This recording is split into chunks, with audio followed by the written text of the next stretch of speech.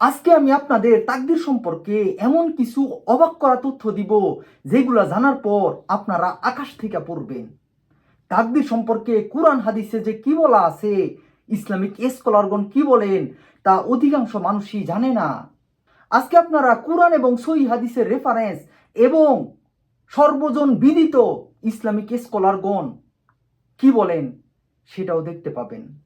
মূল প্রশ্ন হইল, আমরা কোনো কিছু করব বলে কি আল্লাহ তা ভাগ্যে লিখে রাখছেন, নাকি আল্লাহ লিখে রাখছেন বইলাই আমরা সেটা করতেছি? আসেন আমরা দেখি। আমাদের ভাগ্য আগে থেকে লেখা হয়েছে, কে কি করবে, কে জান্নাতি কি জাহান্নামী। কেউ জেনা করলে বাপ করলে তাই কি, এটাও কি তাকদীরে লেখা ছিল? অবশ্যই লেখা ছিল, সব লেখা আছে। যারা বলে আমরা করব বলে আল্লাহ লিখছেন, ওরা মিথ্যু, ওরা কুফরি হচ্ছে। আমাদের উপর নির্ভর করা লাগছে। দেখেন না, আল্লাহ স্বাধীনভাবে লিখেছেন, স্বাধীন সত্তা তিনি। আপনি যদি বলেন যে এটা খেয়াল করেন, আমরা করবো বলে আল্লাহ লিখছেন, তোর অর্থ হচ্ছে আমি কিন্তু তোর যা ইচ্ছা তা করার ক্ষমতা রাখি, তাই না?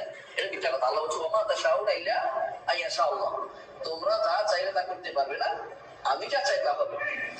ওয়ামা তাশাউনা ইল্লা আন ইয়াশাআল্লাহ। তোমরা কোনো কাজ করা তো দূর কি বাত।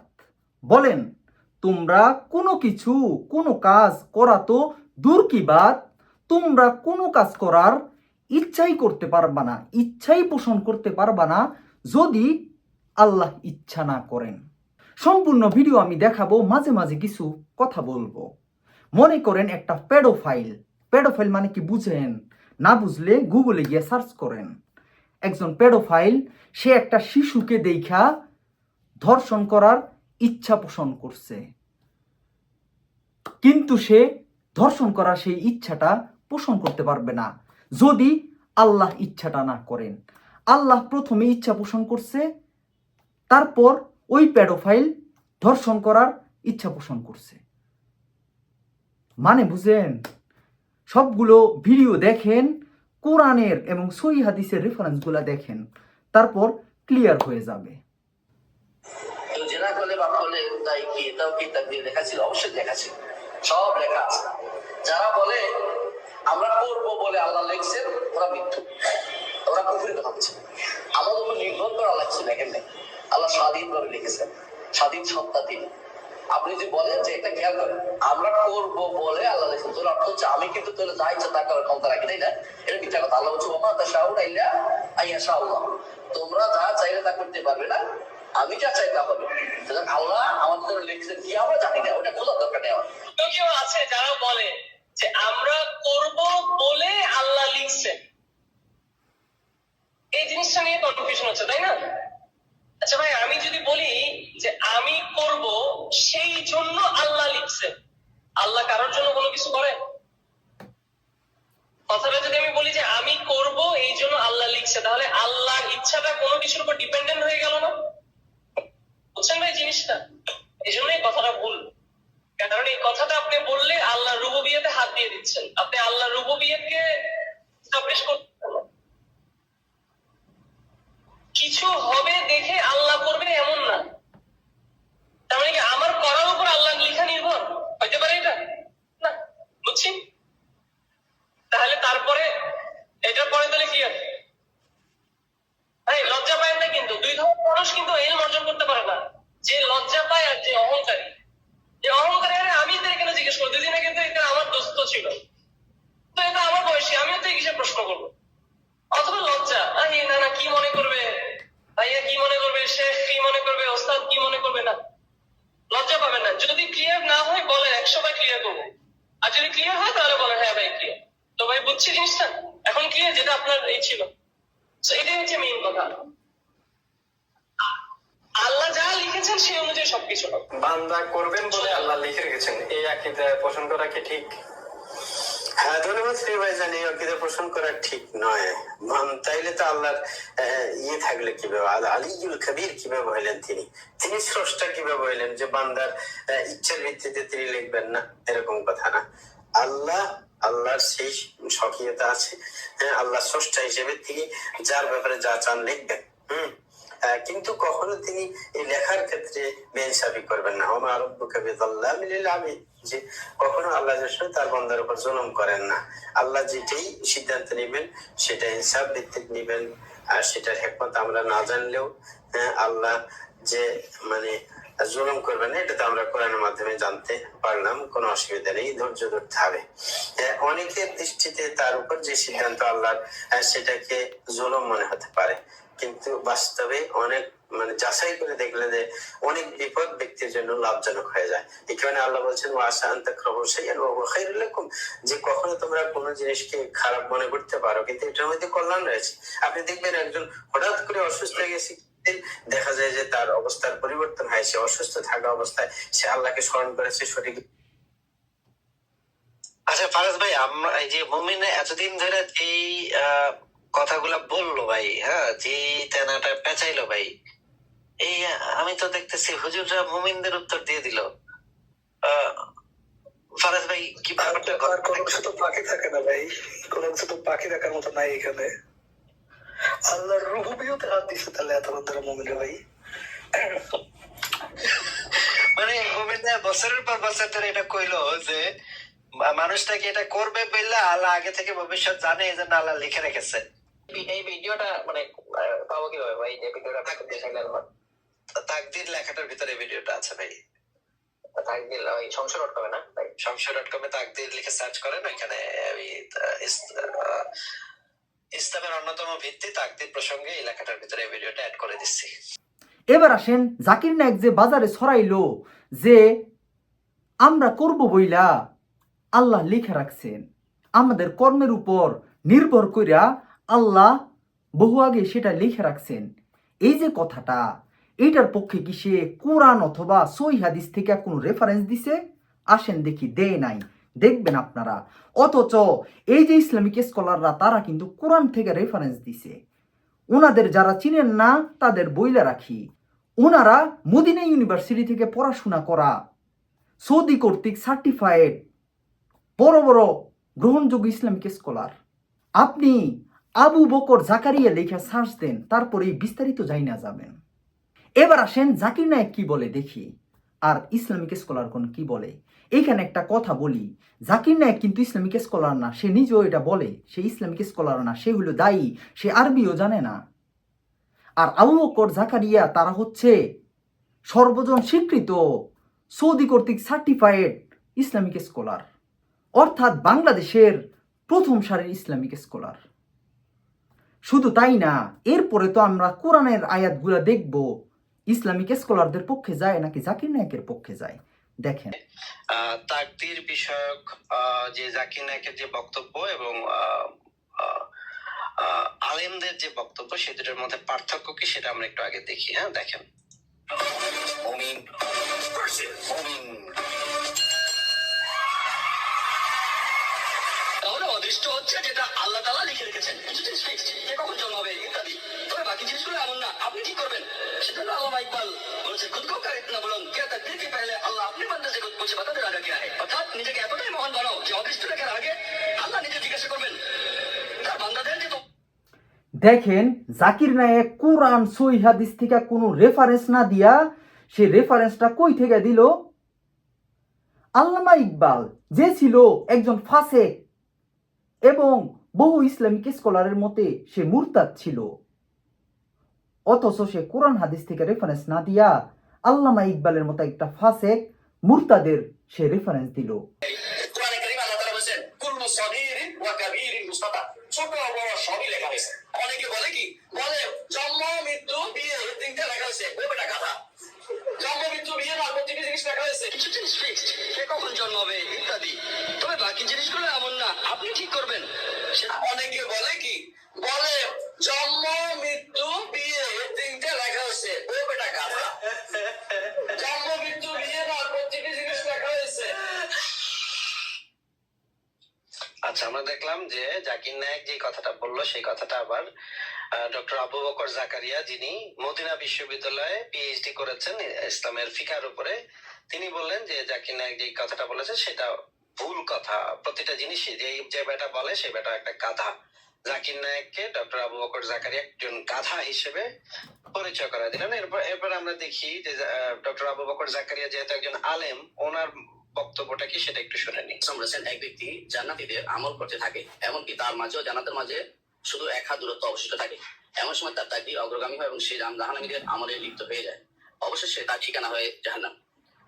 মুসলিম হাদিস নাম 2643। দয়া করে এই হাদিসটি ব্যাখ্যা করবেন, কারণ ইবাদত করেও জান্নাত পাবো কিনা কোনো গ্যারান্টি নেই। ভাগ্য দিয়ে জান্নাত জয় করতে হবে, এর জবাব আপনার থেকে আসলে আসতে হবে। আচ্ছা, আসলে হাদিসটি সহিহ, আলহামদুলিল্লাহ সহিহ মুসলিমের হাদিস, যে জান্নাতীদের একজন মানুষ জান্নাতীদের আমল করতে থাকে, জান্নাত আমল করতে করতে এমন অবস্থা শেষ মুহূর্তে এসে জাহান্নামীদের কোনো আমল আসে, তার কর্ম করে সে জাহান্নামে চলে যায়। আবার কোনো মানুষ জাহান্নামের আমল করতে থাকে, কেউ জানে না তার ভবিষ্যৎ কি, করতে থাকে, তো শেষ মুহূর্তে এসে জাহান্নামের একটি জান্নাতের আমল করে শেষ করে তার সম্পদ দিতে হবে, সেটা দিয়ে সে তার আখের নির্ধারিত হয়ে যায়। হাদিসে আসছে। এখানে কয়েকটি জিনিস আছে। প্রথমত, এটা তাকদীরের মাসালা। তাকদীর কেউ জানে না, ভবিষ্যৎ মানে নির্ধারিত আল্লাহ নির্ধারণ কেউ জানে না।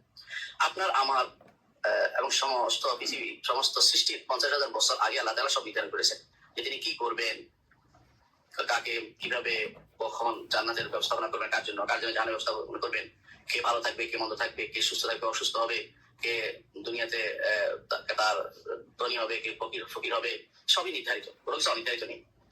যদি বলতেন যে আল্লাহ নির্ধারণ করে রাখলে আমি আর কেন, এটা যেমন প্রশ্ন আছে, উল্টাটাও বলতে পারতেন যে এমন আল্লাহ কেমন হলো যিনি আমার ব্যাপারটা জানেন না, আমি কি করে জানেন না, আমার সৃষ্টি করছে অথচ আমি কি করতে পারবো জানেন না।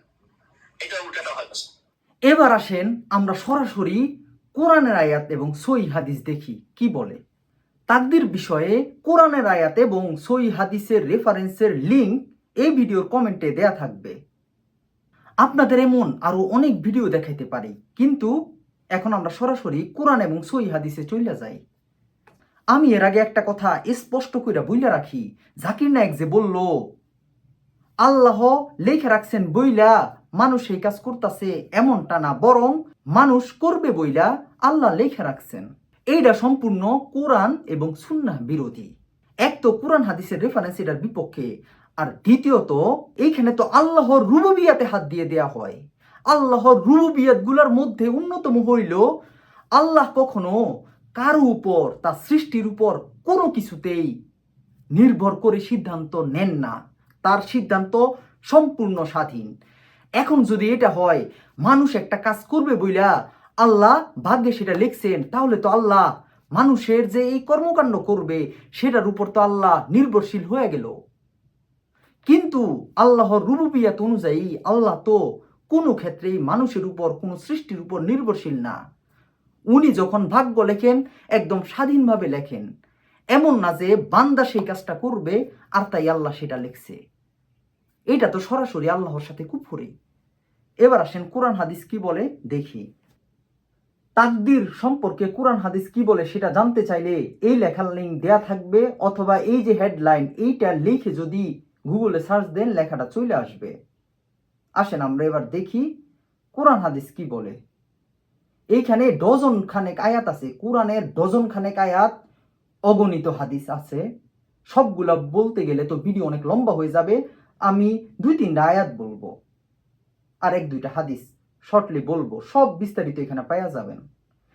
কোনো রেফারেন্স যদি কেউ ভুয়া প্রমাণ করতে পারে তাহলে নাকে খত দিয়া পুরো অ্যাক্টিভিজম ছাইরা দিব। শুধু তাই না, প্রকাশ্যে ক্ষমা চাইব। সূরা 81 তাকবীর আয়াত 29। আর তোমরা ইচ্ছা করতে পারো না যদি সৃষ্টিকুলের রব আল্লাহ ইচ্ছা না করেন। আপনি যে একটা কাজ করার, একটা অপকর্ম করার বা ভালো কর্ম করার, যে কোনো কর্ম করার ইচ্ছা করবেন, সেটাও আপনি করতে পারবেন না যদি আল্লাহ আগে ইচ্ছা না করেন। আল্লাহ যদি ইচ্ছা করেন তাহলে আপনি সেই ইচ্ছাটা করতে পারবেন। সূরা কাসাস 28 নং সূরা আয়াত 68।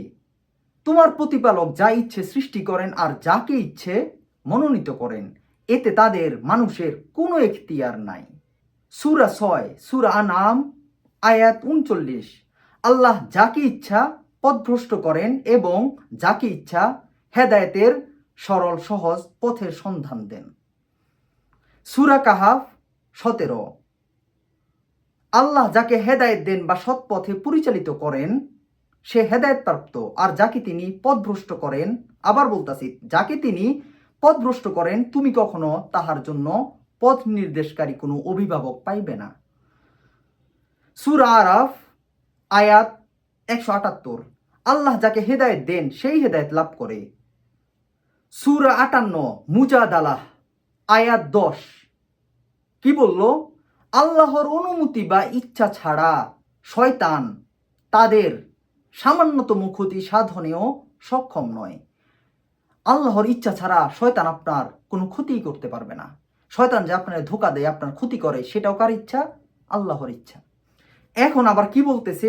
সূরা 35 সূরা তালাক আয়াত 3, আল্লাহ তার ইচ্ছা পূরণ করবেনই। আবার বলতাছি, আল্লাহ তার ইচ্ছা পূরণ করবেনই। আল্লাহ যদি ইচ্ছা করেন, সেই ইচ্ছা আপনি যত চেষ্টা করেও ঠেকাইতে পারবেন না। মনে করেন আল্লাহ ইচ্ছা করলো, ধরেন আল্লাহ ইচ্ছা করলো এখানে একটা অপকর্ম ঘটুক, আপনি যদি শত চেষ্টা করেন, আপনি কি সেই অপকর্ম না ঘটাইয়া পারবেন? আমারে বলেন দেখি। সূরা ইব্রাহিম আয়াত 27, আল্লাহ যা ইচ্ছা তাই করেন। এবার সহিহ হাদিসে দেখি কি বলে। সৃষ্টির পূর্বে সবকিছু লিখে রাখা হয়েছে, হাদিসগুলা পড়ে নিবেন। আল্লাহ তাআলা সৃষ্টির 50,000 বছর আগে তাকদীর লিখে রেখেছেন।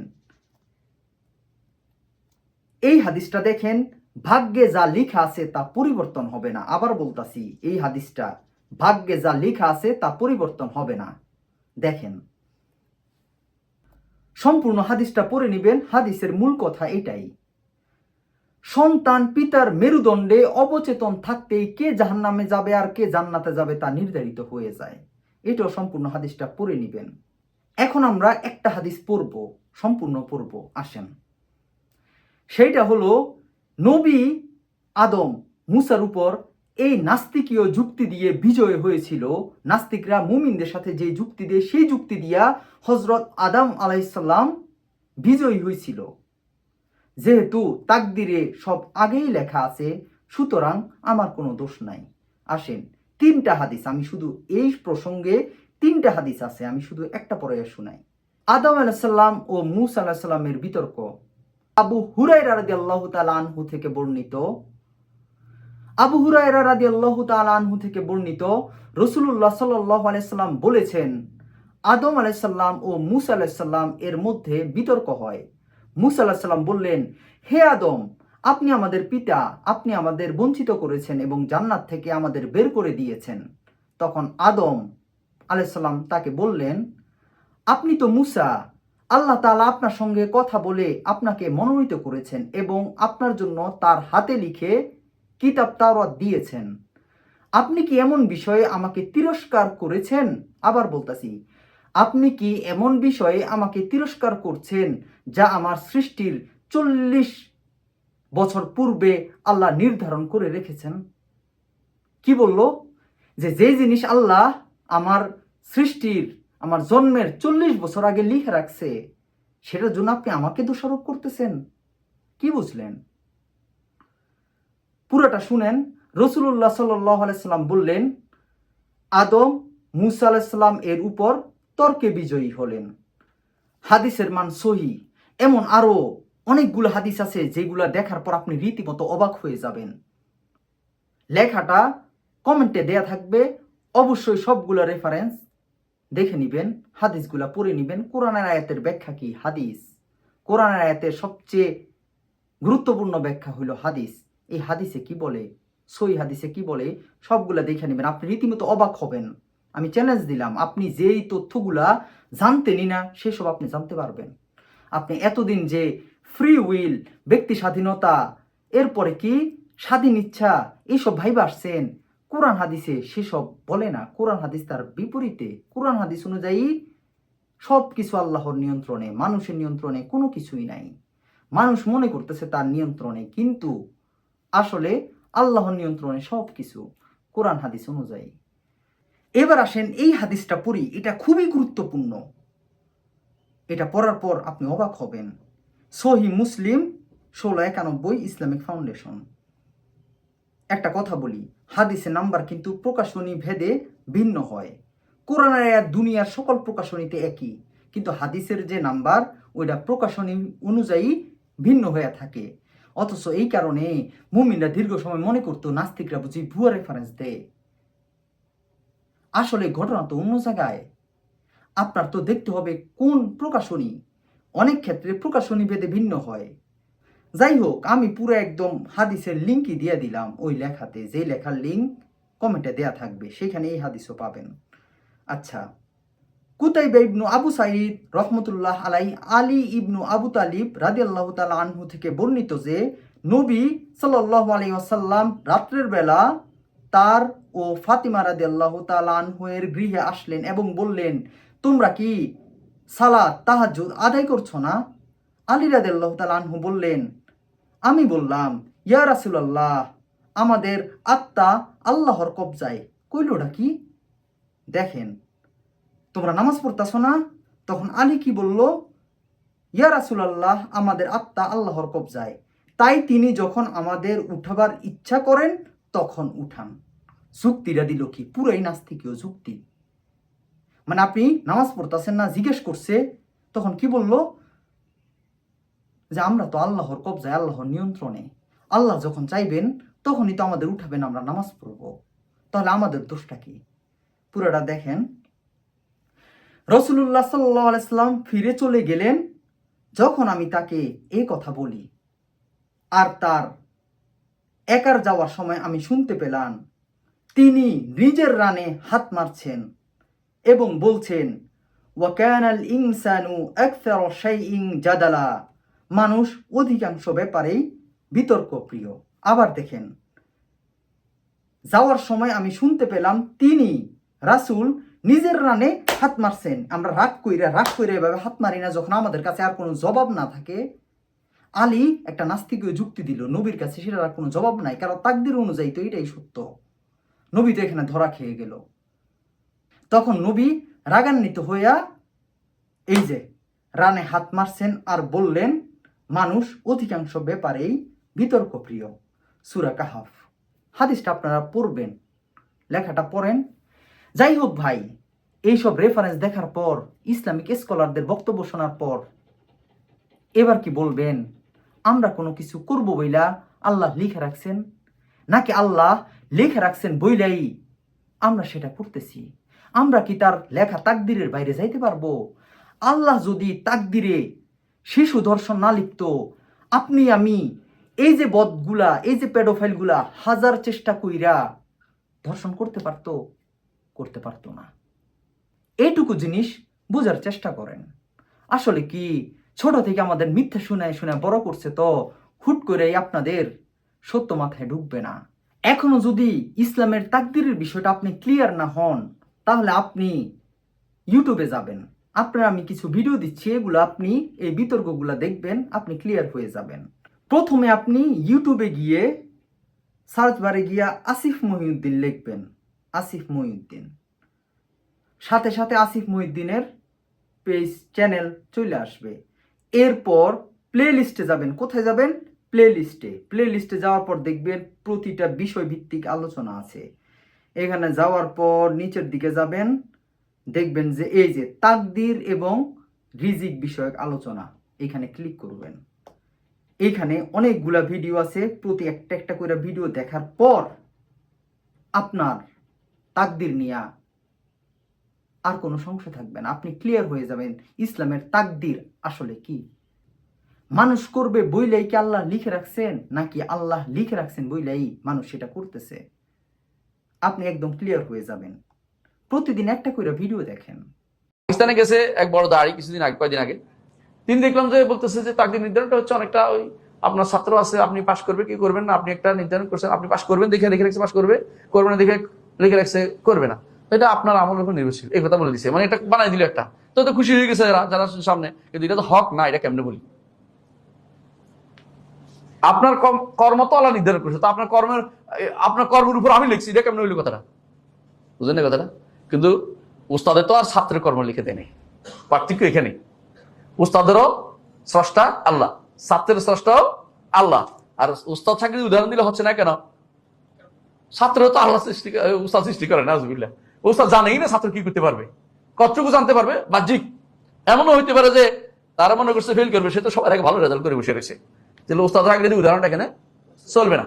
এই জন্য উদাহরণ দেওয়ার ক্ষেত্রেও এই সমস্ত তাকদীরের মাসালার ক্ষেত্রে উদাহরণ না, কি করতে হবে, এটাকে পরিপূর্ণভাবে নসে তা অনুসরণ করতে হবে। নসে এটা বলছে, নস মানে হচ্ছে কোরআন এবং সুন্নাহর ভাষ্য, ওহির বাইরে এক বিন্দু আগানো যাবে না, এক বিন্দু যাবেন ওইটাই ভদ্রসতা আসবে। আবার বলছি, এই যে লেখাটা, এইটা লিঙ্ক কমেন্টে দেওয়া আছে, এইখানে গিয়া সবগুলা কোরআনের আয়াত, ডজন ডজন কোরআনের আয়াত আর সহি হাদিসগুলা পড়ে নিবেন। আপনার এই বিষয়ে প্রশ্ন, সংশয় সব ক্লিয়ার হয়ে যাবে। ধন্যবাদ।